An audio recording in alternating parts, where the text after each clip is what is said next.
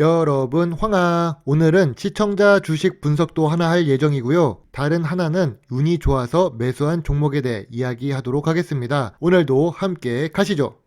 채팅방이 동물 농장도 아닌데 이번엔 금두꺼비라는 아이디의 시청자분이 PCB 기업 중 대덕전자를 지켜보고 있다고 하십니다. 일단 대덕전자는 사연이 많은 종목인데요. 분할 상장 이전에 재무제표를 볼 땐 분명 단기 순이익이 연속으로 있었지요. 제가 개인적으로 좋아했던 종목이기도 합니다. 어떤 부분을 봐야 하는지 알아보도록 하겠습니다.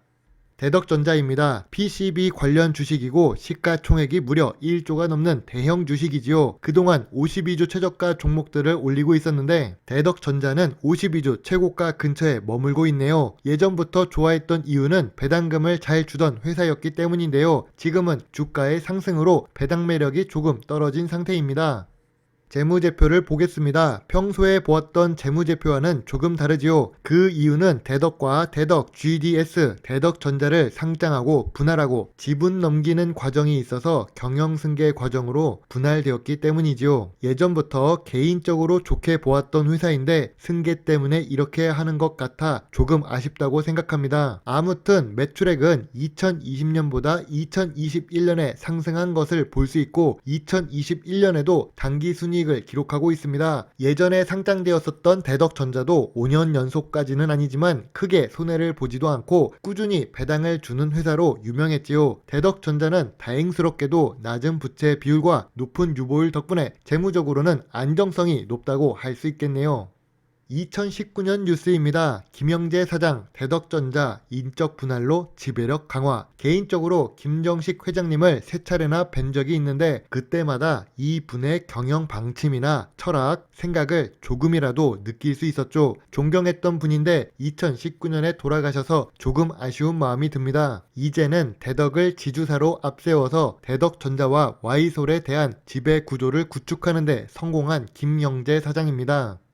대덕전자의 주봉 차트를 잠깐 보면 거북이가 올라가는 상승 추세를 그리고 있지요. 재상장 이후로 주가가 끝없이 상승하는 아름다운 차트입니다. 그래서 주가가 52주 최고가 근처를 기록하고 있지요. 이동평균선은 아직 다 나오지 않았어도 이런 주식 차트를 보면 당연하게도 이동평균선 121선과 201선 위에 있을 것을 예상할 수 있습니다. 한마디로 지금 대덕전자의 주가는 저평가 구간은 아니라는 것을 알 수 있지요.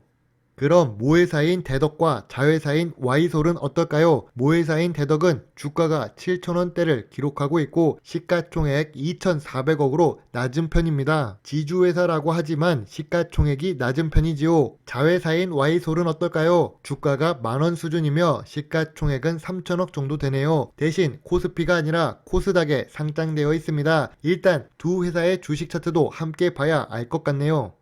모 회사인 대덕입니다. 주봉 차트를 보면 상승 추세로 전환되고 있고 상승 추세의 하단에 주가가 위치하고 있습니다. 이동평균선으로 보면 121선과 201선 아래에 있는 상태이지요. 대덕은 중간에 대덕전자가 분할되어 나가면서 재무제표를 읽는 방식이 조금 달라진 것 같아요. 예전에도 좋은 기업의 재무제표였는데 앞으로 지주회사로 대덕을 보려면 제가 조금 더 공부가 필요할 것 같습니다. 그래도 5년 연속 단기 순이익 은 기록하고 있으며 대덕전자와 다르게 주가상 저평가 구간은 맞습니다.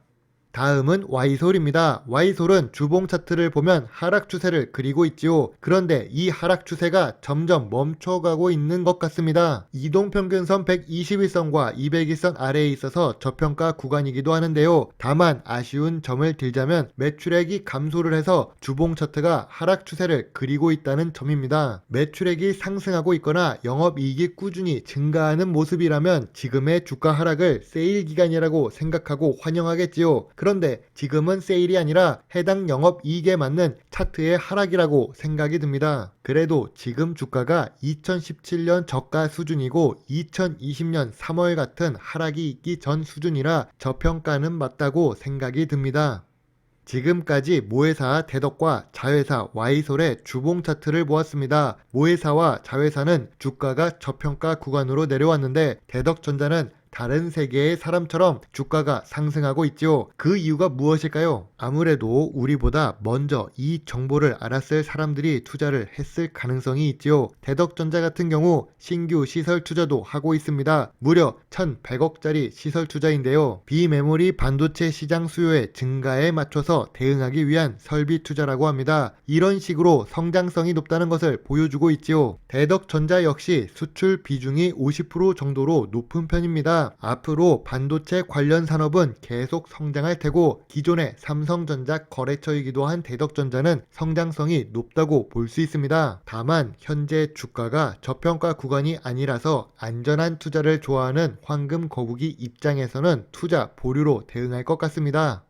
다음은 더존 비즈온입니다. 오늘 더존 비즈온 주식을 매수했는데요. 매수한 시간이 아침 9시 4분이네요. 오늘 저가가 53,300원인데 53,300원에 매수가 되었죠. 운이 좋았던 매수 타이밍입니다. 저 같은 경우 영상을 만들면서 매수 의견이거나 지지선에서 매수를 해야 할 것 같은 종목이라고 언급하면 매수를 합니다. 저도 함께 투자하는 것이지요. 강방천의 관점에서도 보아도 괜찮았던 종목인 더존 비즈온인데요. 예전부터 언급했던 종목인데 영상을 올리고 기회를 보다가 오늘 반등이 있을 것 같아 매수를 했더니 운이 좋았던 것 같습니다. 물론 장기적으로 볼 종목이라 더 두고 볼 예정이지만 하락이 심했던 만큼 빠른 반등을 한번 기대해 봅니다.